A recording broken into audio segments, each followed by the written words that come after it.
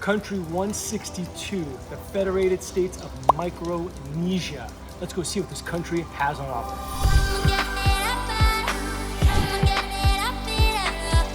Oh, here it is.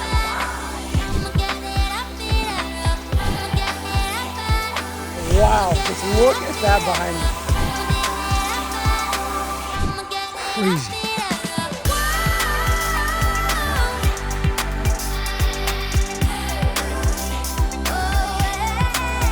Unreal.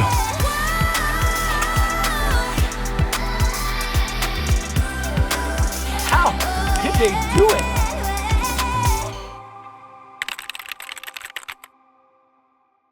Hi, this is Amada and welcome to Final 50, where I travel to the last 50 countries on Earth. And on this journey, we're in the island of Pohnpei, right here in Micronesia. So let's check out what this incredible green emerald island has on offer.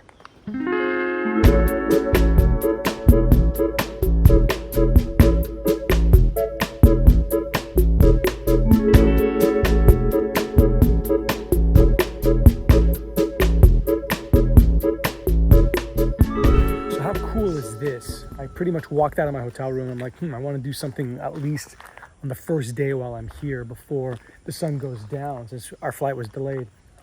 And on the map, I see something that says Japanese tank graveyard. And look at these guys. Literally a 5-minute walk from my hotel. You get these crazy tanks straight from World War II that are probably abandoned here after the Japanese retreated. Unbelievable. I've never seen any type of World War II stuff outside of a museum, and these are literally thrown right here in the middle of the town, just kind of parked here. How wild is that? I'm such a huge buff of World War II history. For the fact that I can sit right here outside of a museum and check these tanks up close and personal is just unreal. You can even still see some of the old mechanics right there. Wow.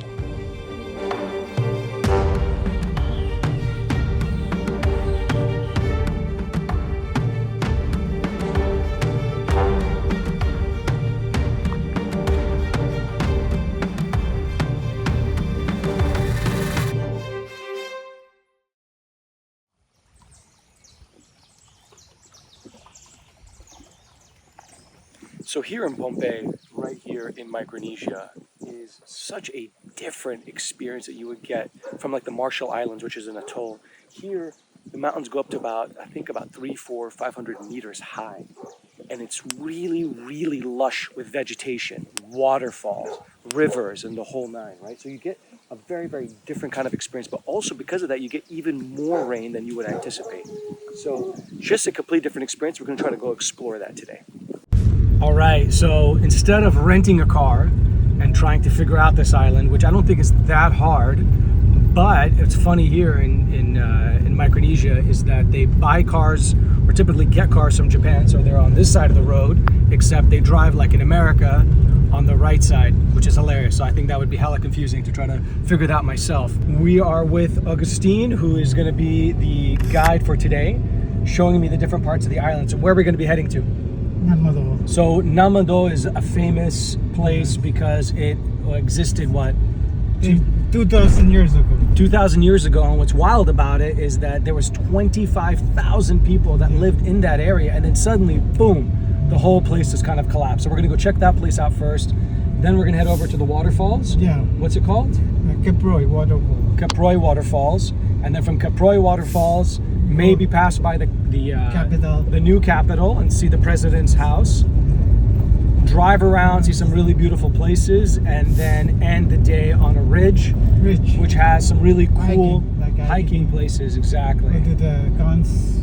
See the Japanese guns, and yeah, that's it, huh? Yeah. I'm gonna keep pushing him because we're gonna see everything so we can show you how amazing this island is. I was on a mission to travel across the Pacific, but truthfully, I hadn't really done a lot of research about Micronesia. Each local I asked when I got there had different recommendations: diving, snorkeling, hiking, even exploring World War II wrecks. But when someone told me about Nan Madol, the Atlantis of the Pacific, I was intrigued. And when I looked it up, I was floored. The site seemed so raw, so regal, so mysterious. And I wanted to learn how the civilization got there in the middle of the Pacific, who built it, and why it was abandoned. And I couldn't wait to check it out. But first, I needed needed a car and a guide, and I found him in Augustine, a local taxi driver that was so knowledgeable, hospitable, and kind. We agreed that he would be my guide and help me explore the island, and most importantly, the ruins of Nan Madol.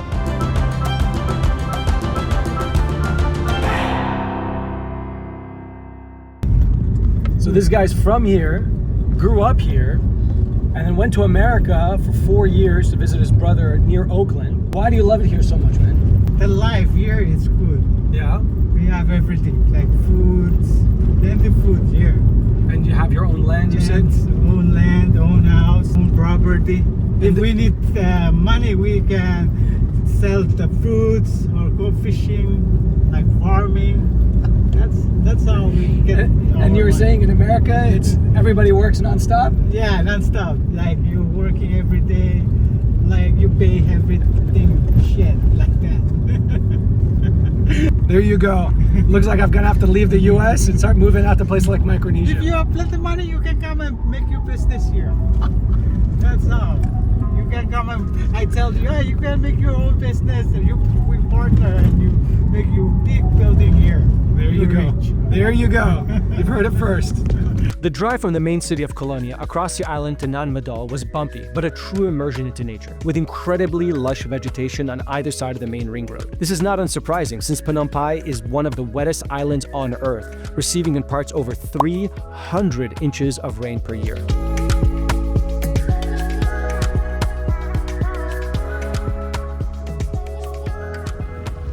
And so Micronesians typically bury their dead near their homes. Is that right? Yeah. So they kind of kept right around there. There's not that many cemeteries, so a lot of them just kind of bury them right next to where they... Their house. Their house. Yeah. Like here. Right down there, you can see it through the grass. They're building the house at the top.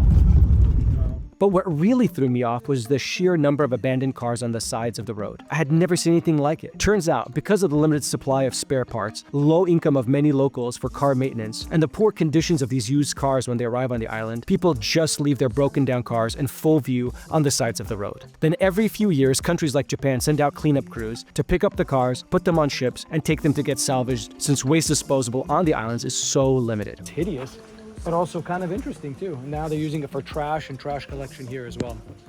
Interesting. Augustine had been to the ruins many times. I was happy I was with him because, to be honest, it was a little mysterious and creepy as we started walking through the jungle. You promise there's no alligators here, right, Augustine? No. No wild animals? No. I'm not gonna get attacked? No. Promise? It's safe. All right. And then suddenly, out of the thick coastal foliage, we began to see the famous canals. Canals that were carved into the land, creating over 100 artificial islets, giving Nan Madol its other name, the Venice of the Pacific.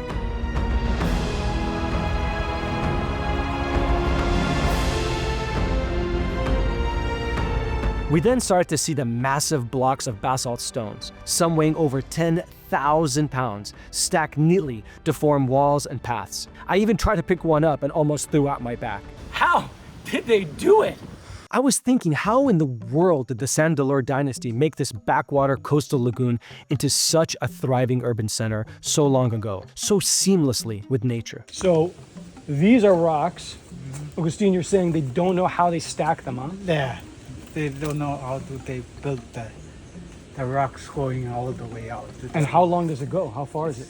All the way out. Wow.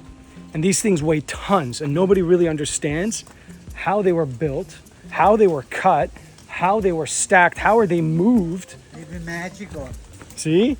Augustine believes in magic, and he thinks that these were the power of the gods. Yeah. Were able to create this into the civilization that was really abandoned here. Oh, I don't know. All the way out. Probably almost 500, It's 600 like years a ago. wall going out there. Wow, like a wall.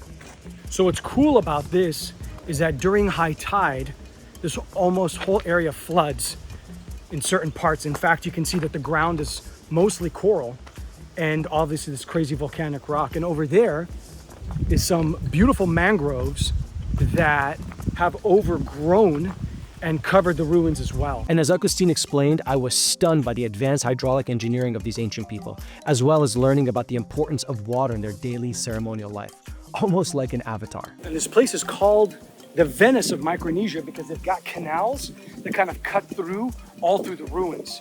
So really, really cool landscape that is so unique. I've never seen something like this. At Nan Madol, Agustin took a moment to talk to me about how the ancients made their traditional drink of Saka, made from the root of the kava plant. The rock, the main spot. That's although they use the rock, bounce the Saka, kava. That's a coconut shell, and this is the biscuit. Although they squeeze the Saka. This was a very important part of the ceremonies for the king of the Sandalur dynasty. Hang tight to learn more about how the locals still make the drink today later in this video. The Saka is used for drinking. and is as a ceremony for Ceremony for the king. the ceremony for the king. And the king is buried in here, huh? Let's go check it out. But above all, I was really fascinated how the builders quarried, transported, and positioned these enormous stones without modern machinery. It reminded me of the mysteries surrounding how the pyramids of Giza were built. So many unknowns, questions to be asked. But in the meantime, I was just happy to explore and immerse myself in this wonderland, as it was like nothing I'd ever seen before, especially not in the middle of the Pacific, thousands of miles from any major continent. Truly, it lived up to the hype as the Atlantis of the Pacific. Anybody getting Machu Picchu, Angkor Wat vibes here? I definitely am. There's something here that just feels like a connectivity between all of them. And right over there is where the main tomb of the king is buried. He's down there. But what's crazy is just look at how big these things are. They must have weighed tons. Just like they were in Egypt. Nobody really knows how they got them, and they stacked them so perfectly aligned to each other so that they've survived the test of time for over 2,000 years. And what's even crazier is during World War II, there were ships off the coast that were bombarding certain areas here. And thankfully, they didn't destroy it, but they still withstood some of the blasts and so forth. Just amazing.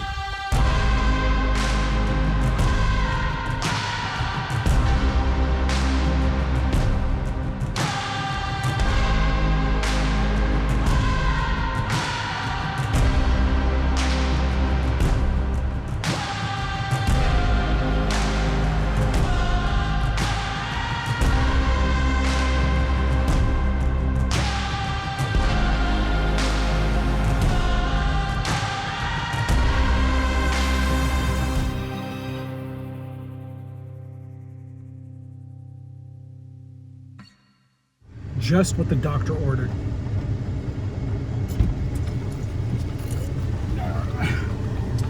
Cheers, man.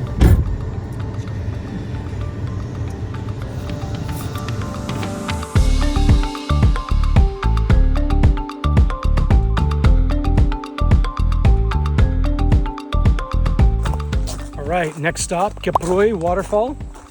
Walking through a bit of a jungle, and this thing's meant to be spectacular.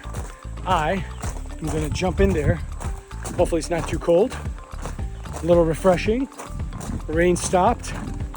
Let's go check this thing out. I had no idea what to expect from the waterfall and just gradually made my way through the jungle path to the falls, slow but steady, and then suddenly,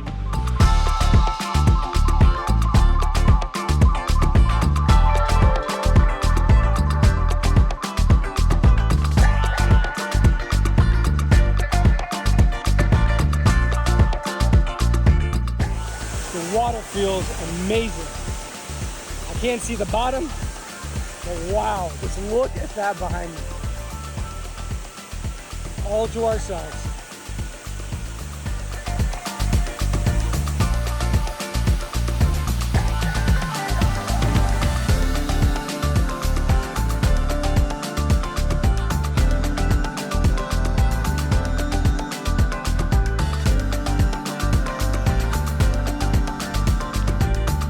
So about 10-15 minutes outside of the main city of Colonia, right here in Pohnpei, they have the seat of the Federated States of Micronesia's government. You've got the Supreme Court, you've got the Congress buildings, and now they're building a new building, which seems to be I'm not sure if it's a gift or it's just a building built by the Chinese, but they're going to be building a new Congress Hall here as well. So really they relocated the capital probably 20 odd years ago, and they kind of put it here, which is again, not too far from Colonia in this main part of the island for Micronesia. And as you see in the flag, there's 4 stars for the different federated states of Micronesia: Yap, Chuuk, Kusari, and also Phnom Penh. There is a Congress with Congress people that represent the different federated states of Micronesia. And right here is where all happens.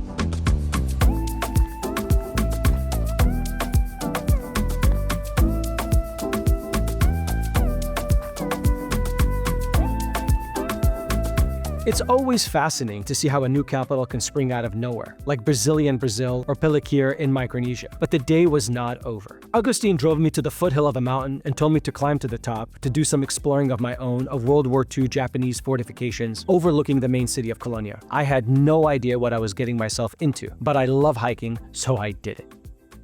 All right, we're gonna make it up to the Saka Ridge, which is where the Japanese had most of their defenses of this island during World War II. So we're talking anti-aircraft, bunkers, rifle pits. I think there even may be a tank up there. So just gonna climb up, and also there's just an incredible view of the bay right here on this ridge. So let's go check it out. All right, whew, hotter than hell here. I think we're about to get to one of the gun mounts that oversees the bay, strategically positioned to knock out boats that are kind of stuck near the reefs and it's too dangerous for them to come in. Oh, here it is.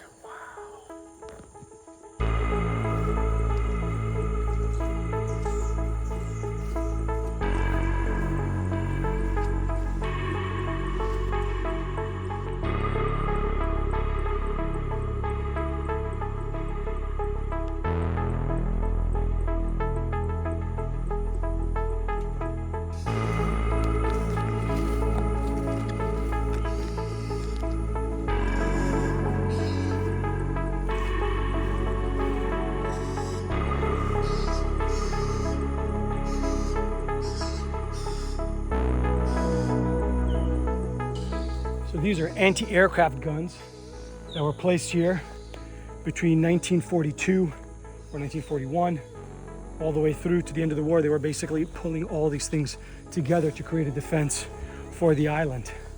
Crazy. Wow. Unreal.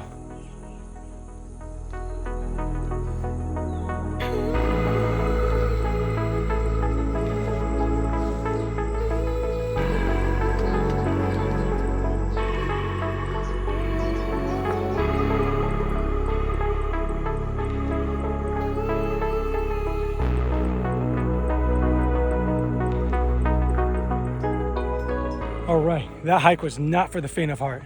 Well, I was gonna freaking get lost every 2 seconds, and it looked like the place was crawling with something, but there was nothing there. But at the end of it, you get this incredible, incredible view right at the top of Saka Ridge. So worth it.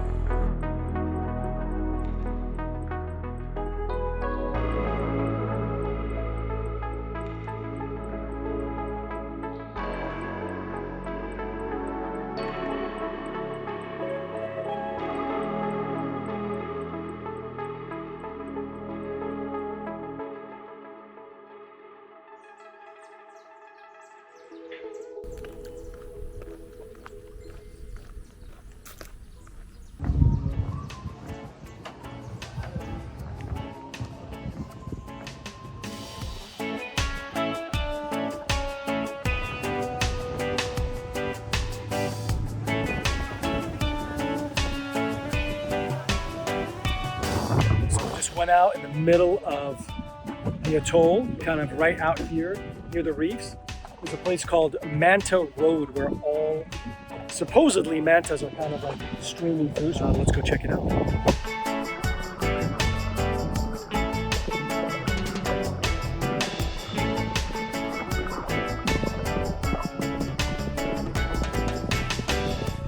had never really understood what coral bleaching was until this trip to Manta Road off the coast of Phnom Penh. One of the tourists on the boat worked in environmental protection. In fact, oddly enough, he had met my own brother years ago in the Galapagos Islands, where my brother works. What a small world. Anyway, he explained that the rising ocean temperature stressed the coral, forcing them to expel algae living within their tissues, which causes the coral to bleach and eventually die off. And sadly, this was the case with so much of the coral in the area that day. Sometimes I wonder what will remain for future explorers, and more importantly the locals, with such changes to our planet.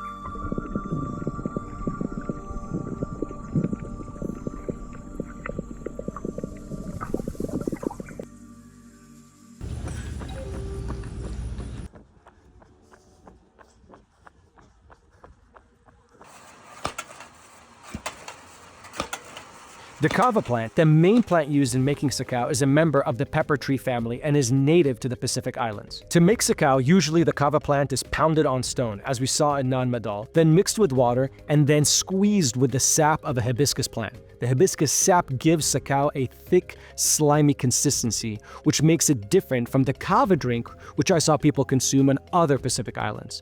So this is sakao, the final product, and it is no joke. It will numb your lips and make you happy, I guess. And just as a side note, sakao is super popular because it helps with anxiety, insomnia, menstrual cramps, muscle relaxation, and even as an aphrodisiac. So these two guys, I met them walking. I was trying to find where they make sakao. Usually you do sakao in the late afternoon evenings, and a lot of people make sakao in their homes. But how do you make it? First, we get the kava, clean it, take the muds off from the kava, wash it, and after that we put under the sun for 5 minutes or 10. And then after we finish from drying the kava, we started pounding on the rock. One tree we call it kalo.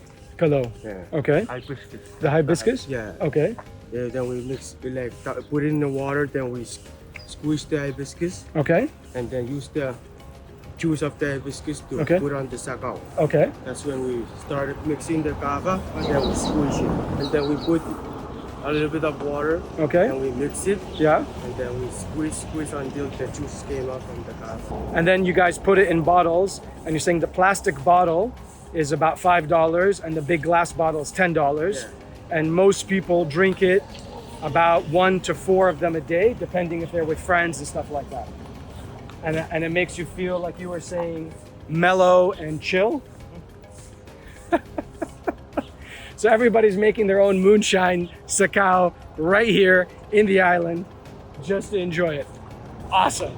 When you drink sakao, everything becomes like how? How does it feel? That's calm. It's really make everything peaceful. Yeah. That's what I've experienced from drinking that. That's what we all need. Peace in our lives. So we're gonna drink more sakao. Awesome. So this is the Spanish Wall, created by the Spanish who occupied Micronesia in the late 1800s. It went from the Spanish to the Germans, and from the Germans to the Japanese, and from the Japanese to the Americans. But there is a vestige of everything that you kind of leave behind right here. I got in trouble for filming. These guys are playing baseball. But the idea here is that in 1986, it finally reverted to become its own independent country. So really just kind of passing on from one colonial power to the next. But now they're independent, even though, as you can see, they love baseball, and there's a vestige of everything here from their prior colonial powers.